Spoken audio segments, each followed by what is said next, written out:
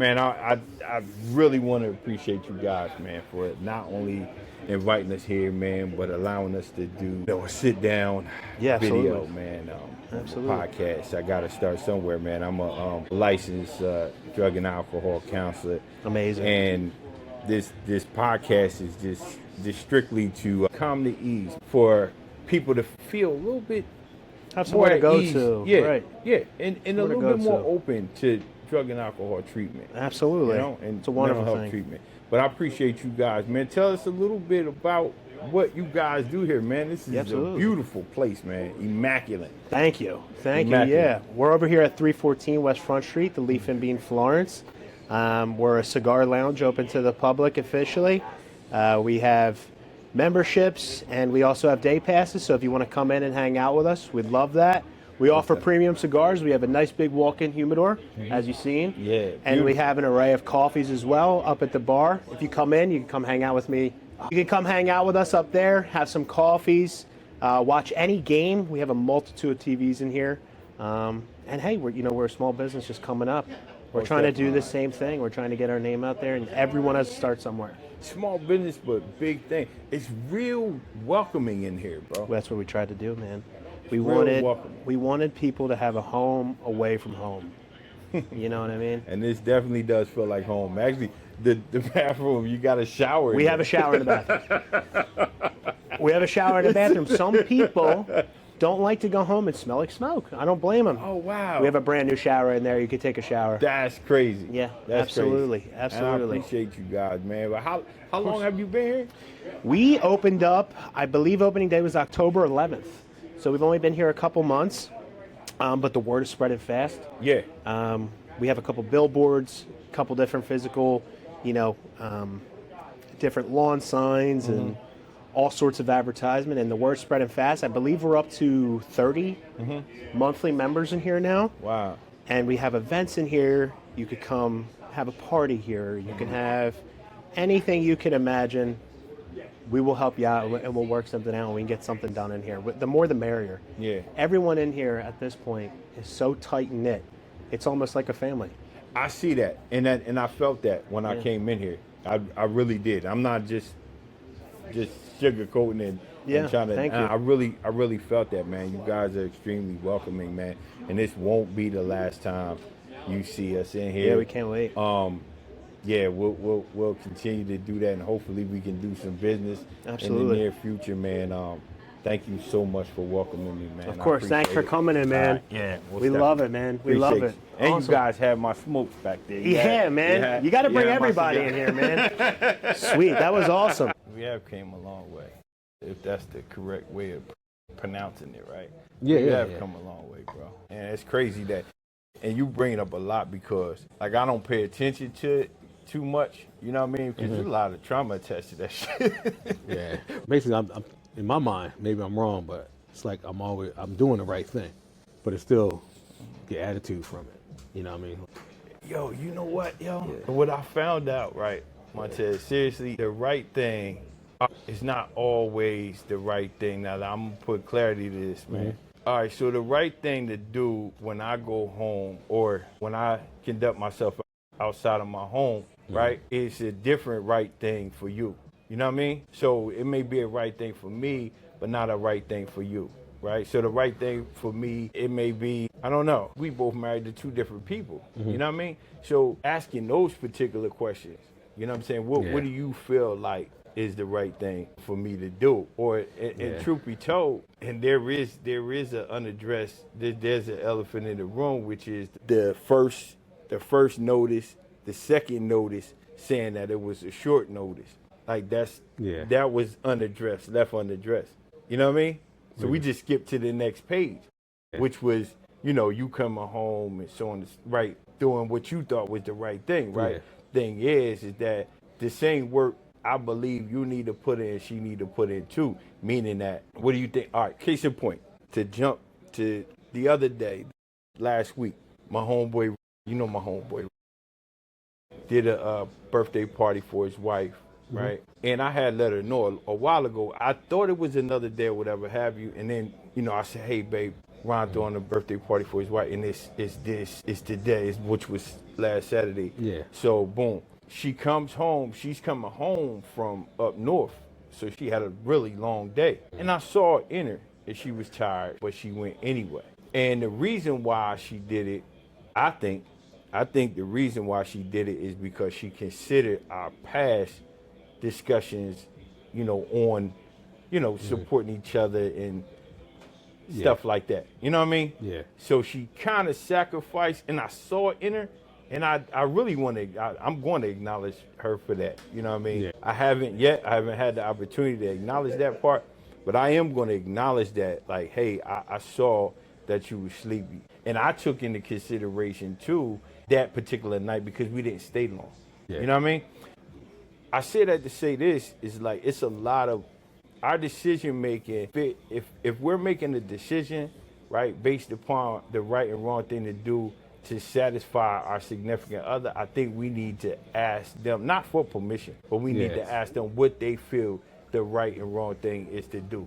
Does that make sense? Yeah. You know what I mean? And how would this make you feel if, like, I don't know, but I don't know if she either asked you or considered to ask you, like, hey, how does it feel that I'm it's short. I'm saying it's short notice now. You know what I mean? You know what I mean? 'Cause, all right, so she may feel like, well, shit, man, I'm putting emphasis on, and this happened to us too, early in the relationship, which is like forever ago, that I was trying to be that ideal man that I saw on television. Yeah. She was doing the same thing, but I didn't want the ideal woman on TV, and she didn't want the ideal man on TV. So we both was like on some other shit. You know what I'm saying? So I don't want to be long-winded, but does that give clarity to what's your perspective of that? Like, what do you think is the right and wrong thing now? For me, for what my decision making? Yeah, as far as that. So you say you thought you did the right thing, you came home. But I mean, I don't want to sound like self-centered. But I don't think I could have asked her in the middle. When I first asked her 2 months ago, it just came up, and it was a weird way to go about it because I was with my cousin, and he brought it up before I told her about the event. Oh yeah, the gala. I just got the dates of gala, and then he was like, yeah, I got this gala, we going, and then I didn't even get a chance to ask her before he brought it up, which made it look like I wasn't going to tell her. Mm-hmm. But you told her about it before, though. When the gala came up, because she didn't go last year. Last year, we went last year, remember? Yeah. So I asked her then, and she said, no, I'm good. I would drive, whatever. So I'm kind of going off that. Like, she don't want to be at the gala. I'll be working. I'll be up out of my seat all the time. She was sitting there quiet. You know what I mean? So this come around, I'm like, all right. Then I was going to bring it up. Whenever, somehow brought it up. So I guess they made like an afterthought. Now, since he brought it up, are you going to go? It might have looked like on my end that I wasn't going to tell her about it because somebody else brought it up. But this is 2 months ago, though. It was still super early for most people even knew about the dates. So she gave I'm good. With that situation, just being around some other people and bringing it up, I could have another month, 4 weeks down the line, brought it up again. Like, yeah, remember that gala we talked about? You interested in going? Without all that, somebody else brought it up. I can think it made it look like it was that I wasn't going to tell her because somebody else brought it up. Like I should. No, not at all. So meanwhile, like she knows it's going down because I'm on the Zoom meetings all the time, and she's like, "Why you got Zoom meeting on Friday?" I say, "Because we're putting together this gala." And she's like, "Oh, your gala." Oh yeah, the gala. That's why every Friday we got to meet up, make sure we got our things. There's only 5 of us putting this thing together. Yeah. With that 5 of us putting together, I mean, when the game time and that event is going on, it's all hands on deck. Like I'm not afforded to just sit there, and she has to pretty much do her own thing, unless I get her involved, sell these 50/50s or something like that, this and that. But she would do. You know what I mean? She would actually have to put her to work. I had to put her to work. She had to be part of the program. Because I'm be like, all right, you want to stand at the desk and check people in, or she's gonna be sitting at the table the whole time when I'm on my feet. I sat down one time yesterday. You know what I mean? So that's a good reason for a spouse not to go. Yeah, because I'm not. You hustling, you I'm working. Yeah. Yeah. With all that in mind, when I came, I had to, that's why you introduced me to everybody first, and then, because you had to make your rounds, right? Yeah. I kicked it with people. So that like for me, that. that's understandable why she wouldn't go. But we've been to gala. Usually we go to somebody else's gala. I'm chilling. I'm drinking, sitting there with her at the table, getting up, taking little funny pictures and all that stuff. I can't do that when I'm working the gala. But then it, like, all right. And I told her yesterday, I'm like, it doesn't matter. Every time I do something, you're just gonna have this same kind of mood. Like, if I do something on my own, it's always gonna be this mood. You know what I mean? But it's like I feel like I got set up for the whole thing. You know what I mean? It's like You got set up. Now, being set up is like somebody sit back, like plotting, saying, yo, I'm trying to scheme on something. You know what I mean? Well, can somebody do it? Can somebody do that unintentional though? Yeah, because of the all right, like the big payback. You know what I mean? Mm-hmm. You know, they may not. And trust me, I think we've all been through this. Some things that, our friends, significant other, whatever have you, may have done, right? Mm-hmm. And you, in my mind, or in your mind, you may say, like, that motherfucker know better than that. You know what I'm saying? Yeah. So I know they know what they did. And not to say you gonna harp on it and stuff like that, but it's still an unaddressed issue, right? It's still something that's left there. You feel what I'm saying? The decision to like piss somebody off or rub somebody the wrong way could be unintentional. You know what I mean? Because of that chip that's still left on your shoulder. Yeah. That makes sense? Yeah, it makes a lot of sense. I look at it like that. Yeah. I'm going away I'm going to a board meeting for the National Black State Trooper thing on 11th. On February 11th, you know what I mean? I told her about that. That's last night. I was just like, it doesn't matter because the way you feel now, I'm going away now. You told me about that though, so I'm okay. I'm not gonna give you a problem about that. Cause I was like, every time I leave the house and do something that you're not with me, you're gonna give me the whole attitude thing. I'm ready. You know how you talk to your wife, you're like, I'm always gonna be ready. Get used to this because it's gonna happen again on February.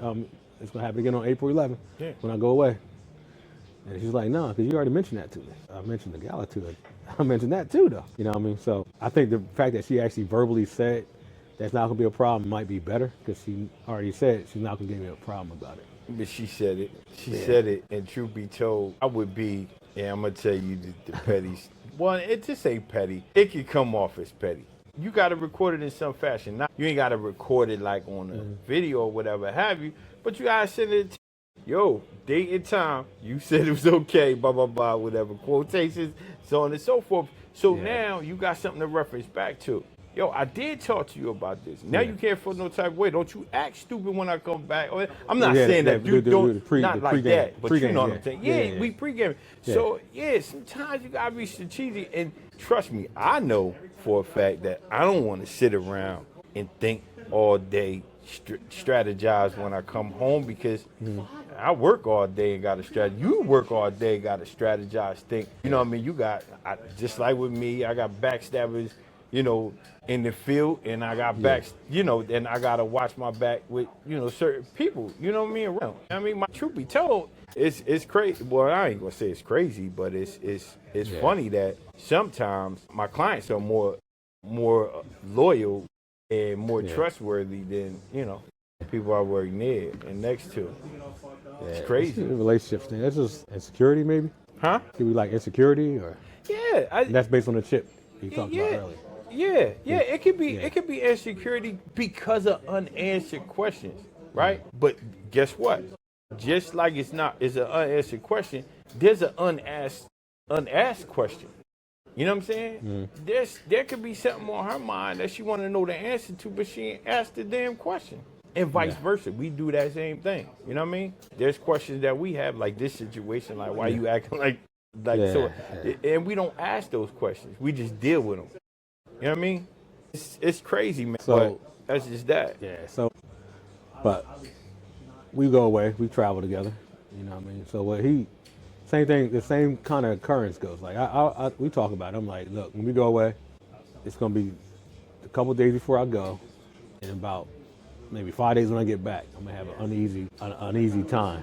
It's almost like, how dare you have fun when I'm not involved? Like it's almost like sometimes they don't want somebody else to put a smile on your face.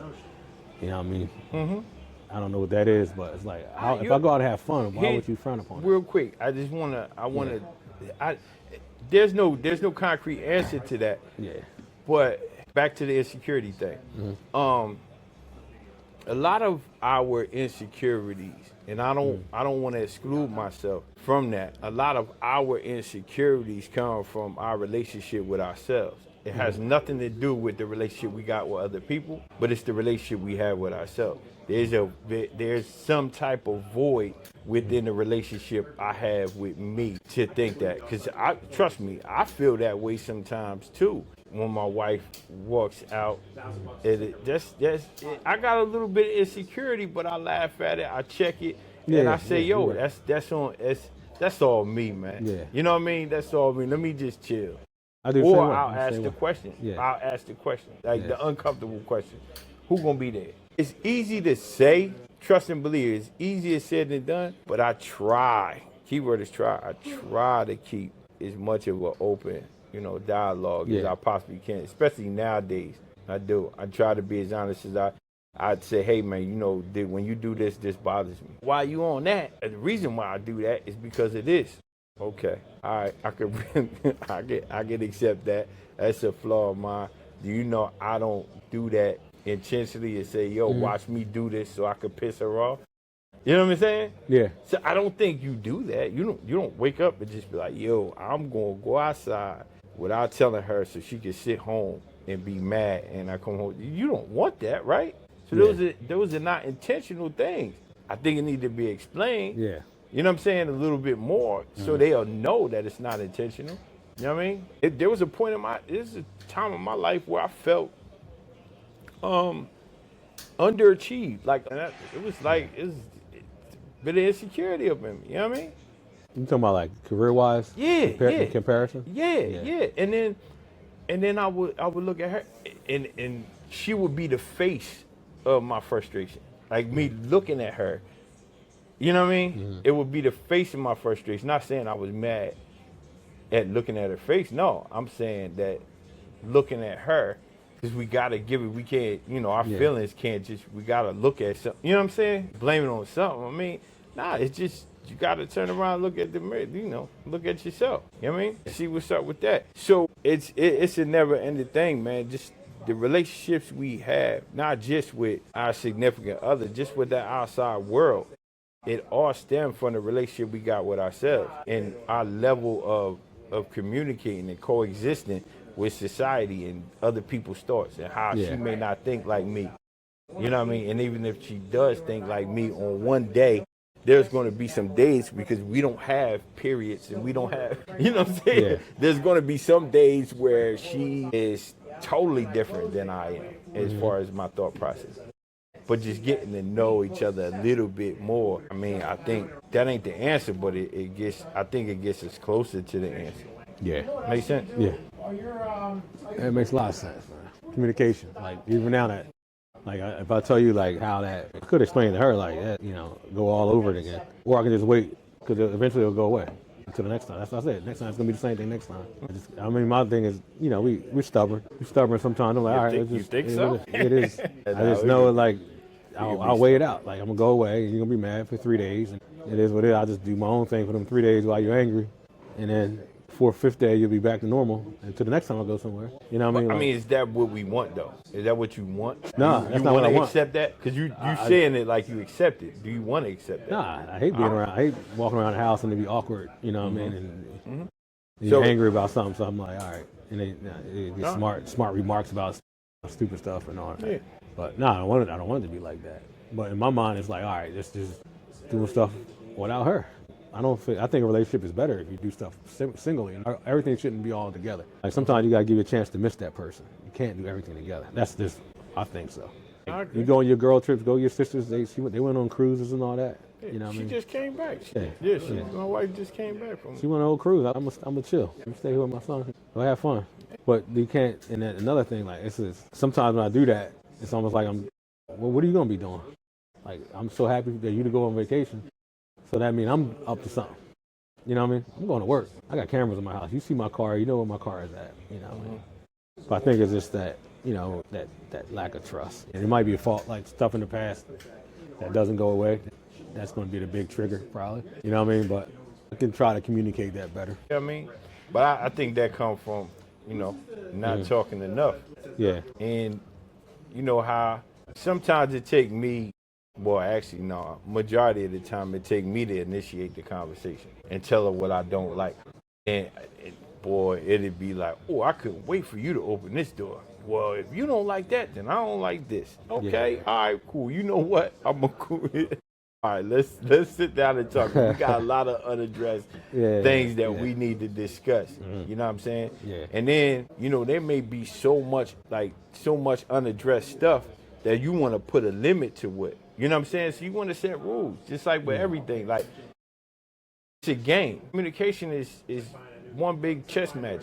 You know what I mean? It got to be rules in it, though. You know what I mean? All right, well, look, we can't go past this point. All right, so we're going to stay here. Let's not go too far back to when, you know what I'm saying, when we first met and what's going, whatever. Nah. That's always stay here, and let's not go too far back here. Now, we could do that later, but let's stay here and see what we could do and make it a little bit more comfortable. We probably ain't going to be able to make it 100%, but let's make it a little bit. And then at the end of this conversation, let's schedule the deeper one for later when we both can allot that time to have that. Because we got responsibilities, we got kids, we got the dog, all of that stuff.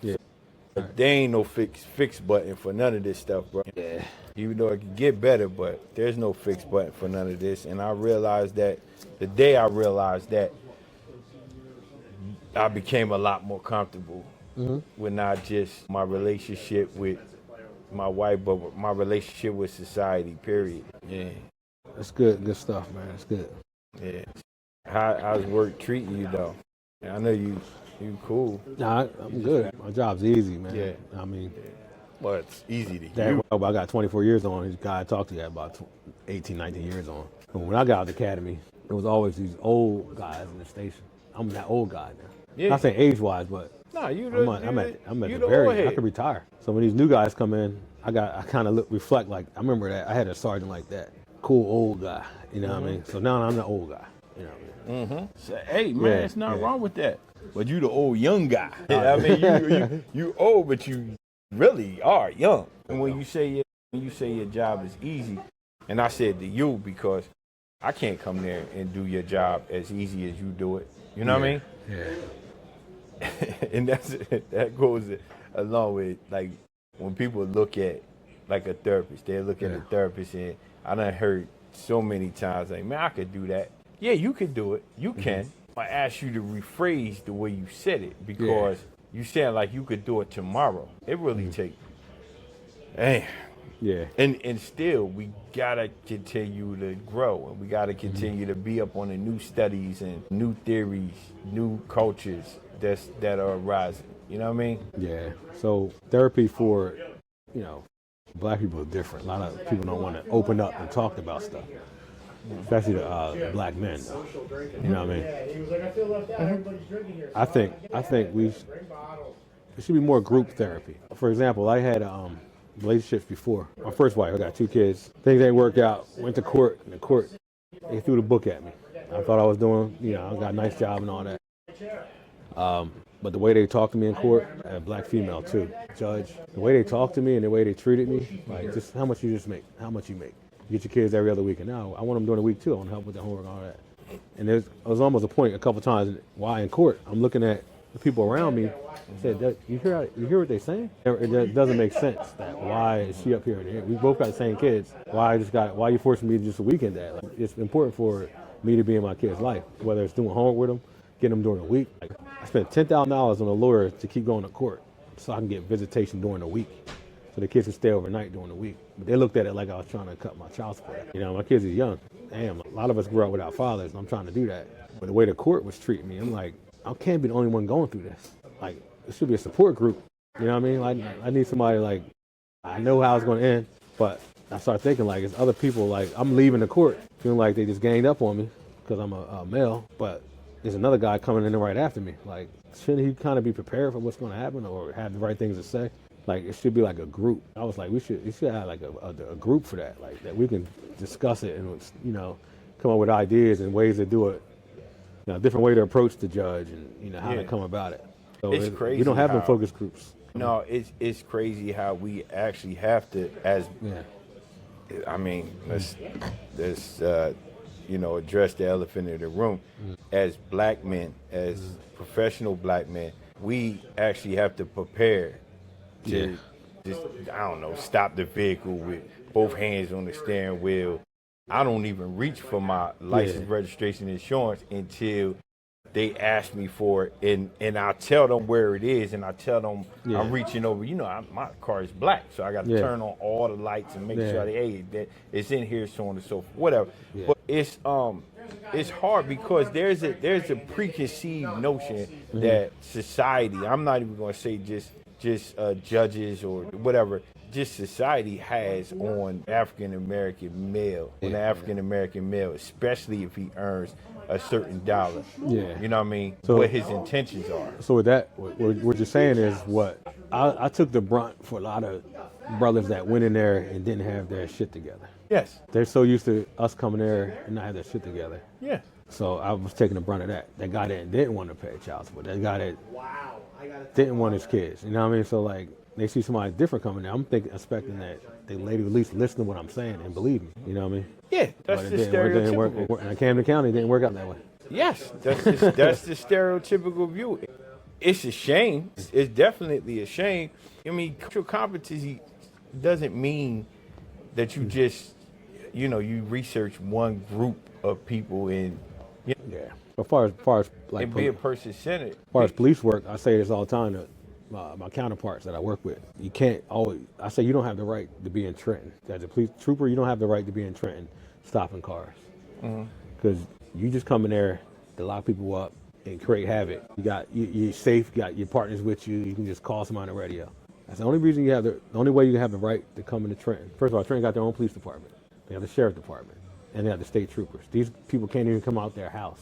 Can't even come out their house without getting stopped every day. They get stopped third time in a week, and you wonder why they got an attitude. Why you pull me over? Because they just got pulled over 2 times. You know what I mean? So I tell the people I work with, I say, you don't even have the right to go unless you there doing community service and being part of it, being there on a positive note. You can't just go in there and always be negative. Like I used to be in Trenton, get my hair cut in uniform. They be like, you crazy for doing that? You crazy? I was like, I can't be scared of my own people. Right in uniform, I pulled a troop car right up in the front, just so no hood, no thugs will come in there. They see the marked troop car outside, and they can make a decision to come back later and nothing like that. I'm sitting in a chair, vulnerable as hell, get my hair cut in Trenton. And what I found out, one of the times I went in there, it was a kid, it was a teenager that came in there. So that's part of my community police. Like you got to be you have to earn the right to be around. So a kid came in there, he's like, I got a question for you. I'm like, sure, I'm in the cut. He buzzing my head up. And he said, look, I got a court date coming up. What you do? I had smoking weed in my car. So all right, so I said, so you smoke weed? That's fine. This is when weed was illegal. So I'm like, why wouldn't you just understand you're smoking in the car? The smell doesn't go away. But my question to him was like, why are you smoking in the car? Why don't you just smoke at your house? He said, my mom won't let me smoke in the house. So he gets in with his buddies and all that, and they go in the car and they smoke in the car because the parents won't allow him to smoke in the house. So I said, hold on, your parents don't let you smoke in the house. Then you can't smoke in the car either. So what do your parents do? He was like, well, his dad was like nice corporate guy. So his dad was like own business and stuff like that. Okay. And I said, hold up, you don't live in Trenton? He said, no, I don't live in Trenton. I live in wherever, Burlington Township or whatever. So I was like, why are you in Trenton smoking weed in the car? You know what I mean? And I'm just trying to, I'm talking to this kid, like, you're trying to keep it real too much. You know what I mean? Like, what do you... Well, how real is that, though? You know what I mean? He's saying he's trying to keep it real. He's just I don't know how much reality he just wants to be. He wants to be cool and be smoking weed and all that. Okay. My point to him was like, just don't smoke in the car, because you smoke in the car, then you're mad at the trooper or the police officer that's pulling you over and locking you up for weed. You know what I mean? But you listen to your parents when they say don't smoke in the house, because they'll do the same thing. So either find a place to smoke, but whatever you do, don't smoke in the car. You know what I mean? That smell doesn't go away. You can smoke 2 days ago and the cop's gonna come up there and smell you. On the other end, it's like, I know you're gonna get pulled over. I know you're gonna get pulled over because your seat's in the back seat. You know what I mean? You know, like, you got your seatbelt on. I was like, you wear your seatbelt? Nah, you're too cool for the seatbelt. So you give them an opportunity to pull you over. Like, basically, I'm giving them pointers how they should go. His point is how to move to less likely get pulled over, right? Yeah. Okay. So with that, like, by the end of that conversation, the barber was like, yo, I need you to... The barber that was cutting my hair was ex-con.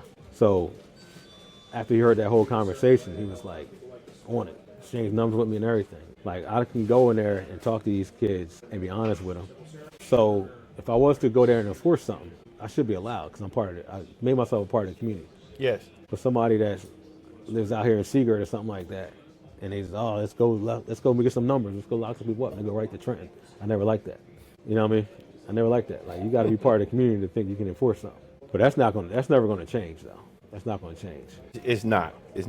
But I think the game that you gave the young person is game that we could use to I don't know, to decrease the chances of those things happening to it. For that to decrease the chances of that being our reality. You know what I mean? And struggle. Yeah. Because you're dealing with, I mean, let's just address it. You're dealing with an underserved, undereducated, underappreciated, and underemployed demographic of people. But So we you know. With this kid, he was already in a good place though. Both parents in the house.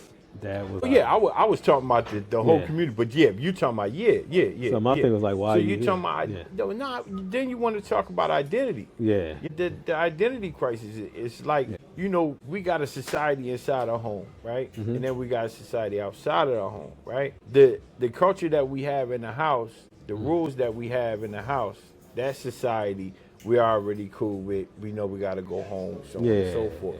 But then there's still all right, man, I'm not as comfortable as I should be inside. I'm going outside. Let me attempt to be a little bit more comfortable outside. You know what I mean? Yeah. Let me attempt to find who I am outside. And that's a need, man. We need social interaction. Yeah. Just like we need food, clothing, and shelter, bro. You know that? Yeah. As human beings, like, you know, that function, I don't want to say appropriately or whatever, but that function with, you know, with all our mind, I mean, we need that, you know, that relationship, sense of belonging, you know, that identity. So I don't look at these kids and say, or anybody and say, like, look, man, you know, passing judgment on what they choose. But if you choose, like you said, if you choose this route, you know what I mean, this is the way you should do it in efforts to coexist with this current society outside and to live in more of a harmony with, you know, with yourself and your life, and decrease your chances of going to jail. You already, you know what I mean, you got strikes against you. Yeah, and then when he gets 18 and go for a job, it's going to be on his record. That's the thing when I'm looking at that picture. But if you can follow the rules of your home, not saying he was 100% honest, he probably don't, his mom and dad probably don't even know he's out smoking weed. But he told me that he's not allowed to smoke at home. You're not allowed to smoke in the car either. Your mom's going to put you on punishment. The police officer's going to give you a charge that's going to be on your record. Like, who you going to listen to? You know what I mean? That's longer punishment. Yeah. That's a longer punishment right there. Yeah. But yeah, I think it was more him just being like, thinking he wanted to be down. Like, you're a suburban. I said, you're a suburban kid. What you doing out here? And these kids is different out here. You know what I mean? His dad was an engineer or something like that. Your dad can make you an apprentice. You know what I mean? I think he said his dad was making like $300,000 a year or something like that. He in Burlington Township or wherever. One of these towns out here was like, as soon as he told me the neighborhood, I'm like, what you doing out here? I guess you got to go to the hood to get your haircut. Not necessarily anymore. You know, back in the day, it was only like Friendship 3 and all that, and Lawnside. There was like 2 barbershops. Yeah. But now the barbershops in Cinnamon and all over the place. But that's what I do. And that was one of the reasons why I got my haircut. First reason, because I can get my haircut on the clock. That's how we have free up time at home. Okay. I do it while I'm working. Makes me get some more time in life. But then the good part I got out of it was being able to talk to, like, people. The kid never had a chance to talk to a cop one-on-one. Yeah. And unapologetically, I'm telling them what's going on. They see their drive-by. People only see troopers on TV or if they're driving by. And I learned that coming out the academy. Like, if I'm in Wawa buying food, people are watching me, man. Like, I eat too. Yeah, I got some crimpets, man. You know what I mean? So it could be that first time somebody ever sees a black police officer too, face to face, so they watch. I can feel people watching. You know what I mean? But I think that we need to do more community policing too. Just worry about stats. When it all comes down, you're gonna retire. Stats don't mean nothing. Yeah. To be able to change somebody. And hopefully that kid took some of my advice. You may have had the opportunity. He came off like he was a victim at first. He messing with me. I think you giving them a reason to mess with you. Yeah. But I think you set the stage for his next interaction with a officer, whether it be black or white, whatever. You know what I mean? Today, I mean, unless they prove otherwise, you know what I'm saying? But I don't know, his heart rate may not go up as high as it once did, seeing the lights come on or whatever. Right? I had a kid, a younger kid, I talked to, and I asked him. I was like, "This is like a sorority event. They had the troopers come and talk to the kids." So I asked the kid, like, "All right, this is a situation, a scenario that I'm gonna put in front of you. You're in front of the Wawa, you and your friends are hanging out. I'm a trooper. And I walk up to you and I ask you what your name is. What do you do?" And he start immediately like, "I'm not telling you my name. Why you harassing me, this and that?" You know what I mean? So I'm saying, you don't even know what I'm there for. And what if your parents are looking for you and they're trying to find you? Maybe something happened to one of your parents, something like that. And now they got us looking for you so we can tell you this stuff. Like, you just can't automatically assume why that police officer is asking you what your name is. You can't always be defensive. But by you being combative, that changes the whole game. You know what I mean? "Hey, my name is Montez. Is everything all right?" How easy is that, man? You know what I mean? We're not taught that. You know what I mean? When I'm walking around in the store, some parents will say, get him, he's bad. Take him out of here, he's bad. Like, they would say that. And I'm like, no, don't tell your kids that.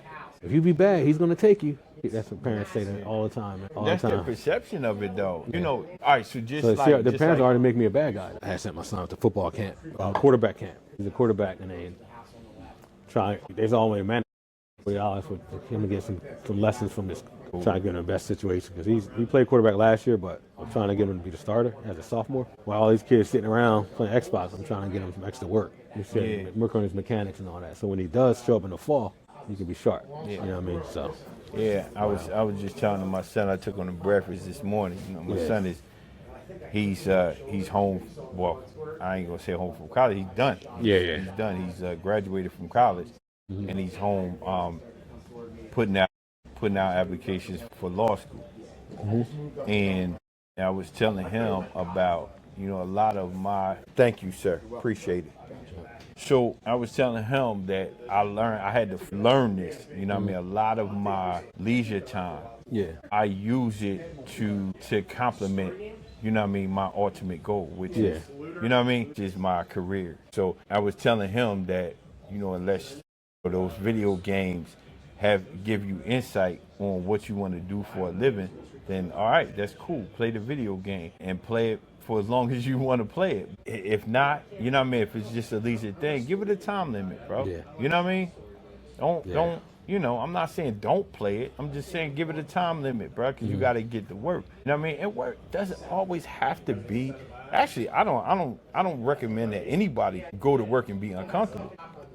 More times at work, I have the time of my life, you know what I mean, than it is the times where I'm like, oh, let me hurry up and do this shit. You know what I'm saying? You know what I'm talking about. Like, you want to make work enjoyable. A lot of the frivolous, I don't want to say, let me choose my words better. A lot of the leisure activity that we have nowadays don't add up to what we really want to do and be, And it's hard for me to say that. I sound like a judgmental old head asshole when I say that, but I'm just saying, look, man, it's time to, like, we're enjoying ourselves right now, right? We're having meaningful conversation. Like, we're going to leave this conversation and be a little bit more productive, maybe at home, maybe at work, or whatever. You know what I mean? But it adds to our life, and that's what I try to teach my child. Even though he ain't no child no more, he's a grown man, but I try to teach my son, like, look, man, don't waste your time on activities, not too much time on activities, because we don't get time back. That's number one, we don't get time back, so don't try to put your time in the activities not going to help you grow. Like the teammate thing that you got your son doing, as a quarterback, he's a leader, so he can utilize that skill. It's a transferable skill, so you're going to be a leader anywhere you go, in your household, and at the job. There's going to be times, even those who are not in leadership positions, they have times where it calls for them to be, team. He's going to have that skill. It's my turn to start the day. You know what I mean? Those transferable skills, man. You can't, you can't just overlook those. What's on the rest? You say you going out today? My son got an apartment. It's funny. He just got a job. He had a job for a year doing mortgage banking stuff. Started off out of college, graduated college, Rowan. He invited right in as an apprentice to mortgage underwriters, whatever that stuff is. He just moved out of his house. 23, just moved out of his house with his mom. He's got his apartment in Boise. Town Center at mall. So I was Like, like they get it building that together. up. Yeah, so he's been there for like a month now. And I haven't been It over used there. to See be it. like the mall. Yeah, part of that mall. Yeah, we moved out there, and I was like, "You sure you can afford it?" He said, "Yeah, I've been saving up for." That's why he lived at home for so long. But he's good, man. It's good to have kids and they successful, man. You know what I mean? So I thought I was gonna go by his house today. I waited for him to say, "When you coming over?" I told him at first I need to see your house, and he's like, "All right." Because one thing I want to go over there, and his mom is there because we don't really conversate that much. He said he texted me yesterday, like, "Yeah, you can come by Sunday. I ain't doing nothing." That's what I'm gonna try to do. Check his spot out. Yeah, we gotta all get together, man. Just sit down and just kick it, man. I mean, because it's always something that, and I think women find it more comfortable to speak about what they like and dislike. You know what I mean? In settings We like go that. we go on like my wife and wife. They know each other. We've been Airbnb, we vacation, all that. We do couples trips. I'll tell you, we got a couple trips in August. My thing, I think my wife could benefit from being around your wife more, vice versa. She's around her sisters all the time. Like to have somebody professional, that's a real person outside of work. You know what I mean? And they love each other, to tell you the truth, because she speaks about, all right, definitely your wife and Ron's wife, my wife, she don't like to be around everybody, you know what I mean? Yeah. But she definitely wants to be around your wife and wife. She enjoys herself, that way. And, in her own right, your wife is definitely professional within herself. I mean, she holds it down. She's a wonderful She's a woman. people person. She's a people most person. definitely she's social. Yeah. But when we on that resort, that liquor be kicking in. They be having fun though. I'm like, you can do whatever you want. Nobody's driving nowhere. The resorts we go, the same resort. If I pass out at 1 o'clock in the morning and I fall asleep in the bushes, Crazy. I'll be fine. The landscaper will come there in the morning, but there's really nothing bad that can really happen when you're on a resort. We're not driving, we're not going nowhere. It's secluded, it's safe. So with that, the drinking is unlimited, you know what I mean? But there's been times when that drinking turns into arguments and bringing the past up and all that. On vacation, it's like, yo, we're supposed to have a good time. I think it comes from, and I didn't cut you off, did I? No. Huh? No, you did. Okay. Yeah. I think it comes from earlier, when we just talking about unaddressed things. You know what I mean? I think more communication needs to happen prior to, and as I'm talking to you, I'm talking to myself too. Yeah. You know what I mean?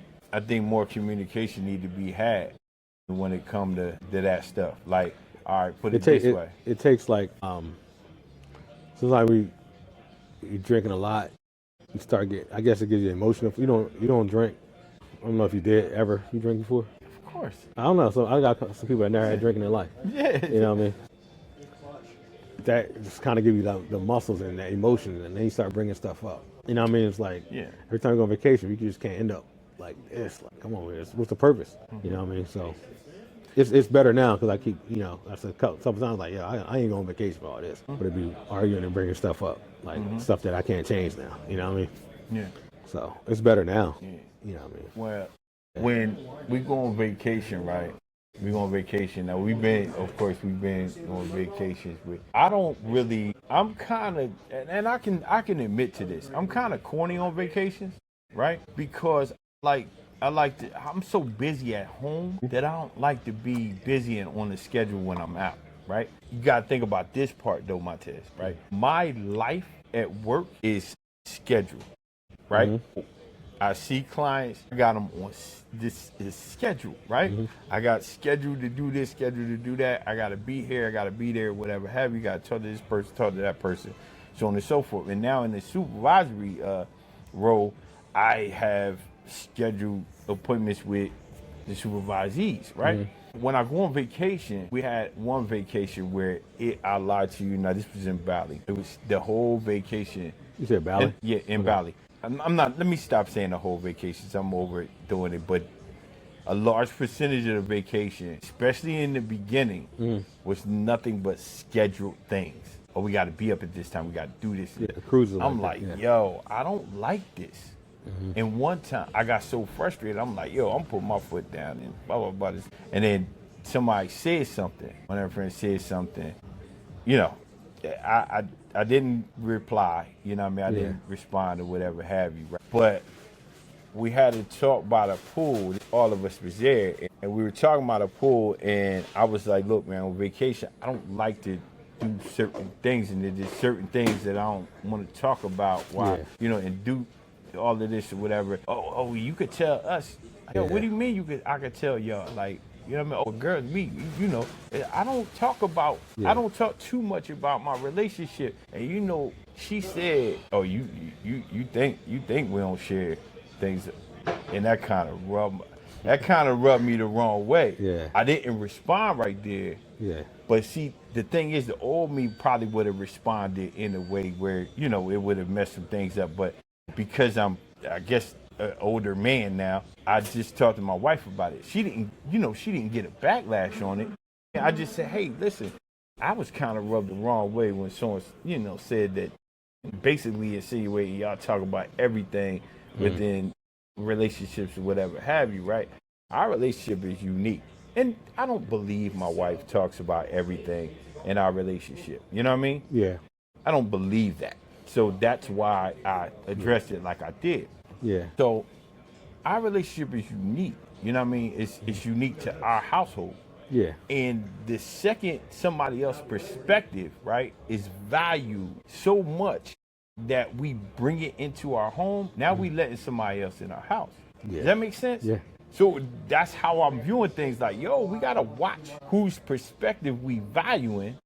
And I say we, I don't say you. You know what I mean? I'm not putting this on her, you know what I mean, or you, or whatever have you. I'm saying we because, I fall in the same category. Like, I gotta watch, like, I can't be listening to what my homeboy say, and you know what I mean? And then come home and be like, well, so-and-so wife do this. That ain't the relationship we got in our house. Yeah. Their house, they got their relationship, right? And we got ours. We, govern our house the way we govern our house, and they do that the same way.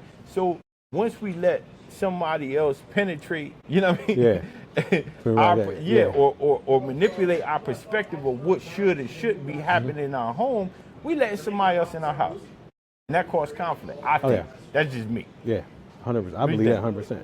All right. 100%. Yeah. So man, sometimes, and then when you hang with people, you around people that may be single or may have a single perspective and may have a marriage where they, their marriage may be open or whatever, and you like, nah, my marriage closed. You know what I'm saying? Yeah. And they try to steal certain, they don't try to sell you nothing, but they just talking and, you know what I mean? We gotta just be mindful that, like, everything that works for everybody outside, don't work in your, like, don't work with you and your significant other. You know what I mean? We gotta compromise in that fashion. Even some of the values that I have, or some of the things that I think that should happen or whatever, I gotta take a back seat on, because if she's not comfortable with it, that's my wife.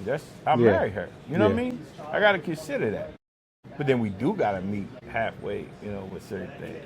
I don't know if I'm talking too much. No, you know what I mean? Yeah, I get it. But we're going on vacation in August. I'll send you the stuff in case y'all free. Going to Jamaica. Yeah. We're going to Duns River Sandals in Jamaica. So we usually stay. My schedule is 4 days. A lot more now. 4 nights, but it's just couples trip. Like it's nice to get the women that get along, but it's her sister and wife. And we had some other couples.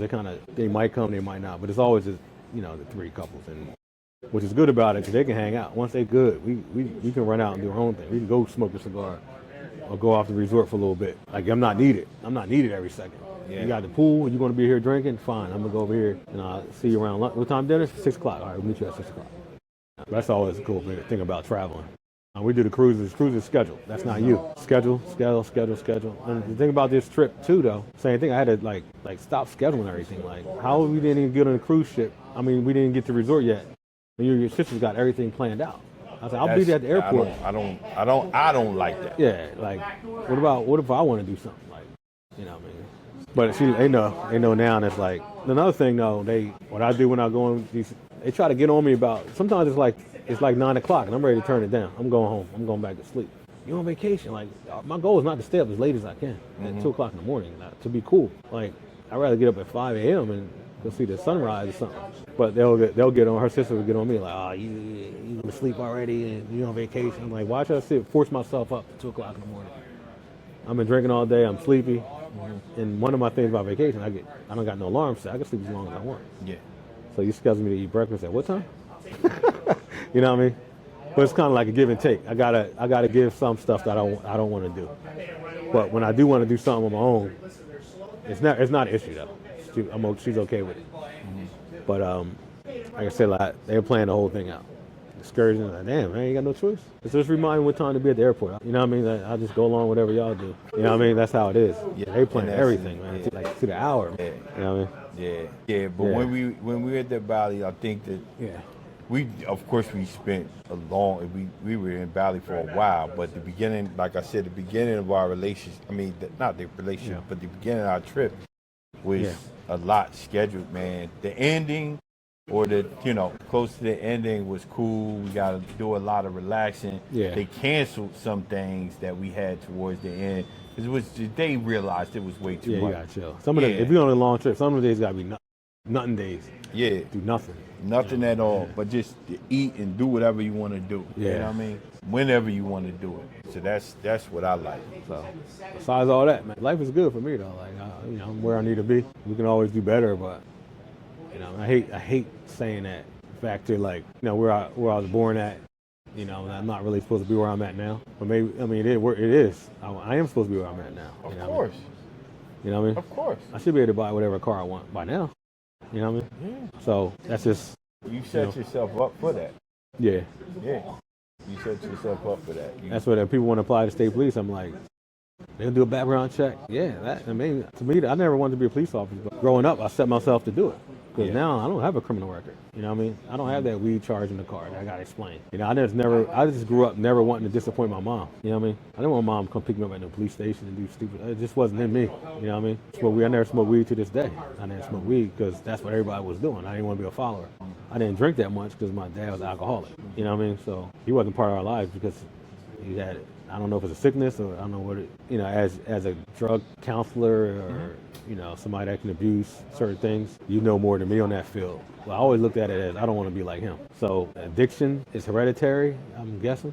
Well, yeah. There's an addictive gene. Addictive behavior is hereditary. It's a gene, yeah. Yeah. It ain't the alcohol, being alcohol in there, it's the addiction thing. Mm-hmm. So I never I still don't drink that much. I'm drinking Coke. Some people mean here like, I can't just have ice and Coke. I need some rum in here. I don't need it. Yeah. What do I need rum for, right? I mean, it's just more sugar. So. Plus, you got things to do. There's no off button. When it comes to certain people like that. Drink. I need a drink when I need some scotch when I do my cigar. I mean, that's fine for everybody. I give me a ginger ale. I'm good. Drinking is not on my priority list. Barbecues and stuff like that, and vacation. Yeah, I'm gonna get it in. Okay. I'm gonna get it in, but it's not. I'm nowhere near have to have a drink all the time.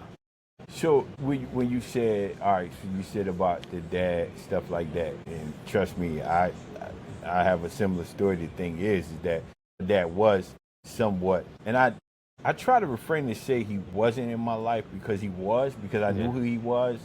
I saw him, and we talked later on, and he told me why certain things, when he went away from us and do certain things with us, stuff like that. He told me the reason why, and I respect the hell out of it. Yeah. Because he said at that time he couldn't be that role model for me. So he didn't want to be that way.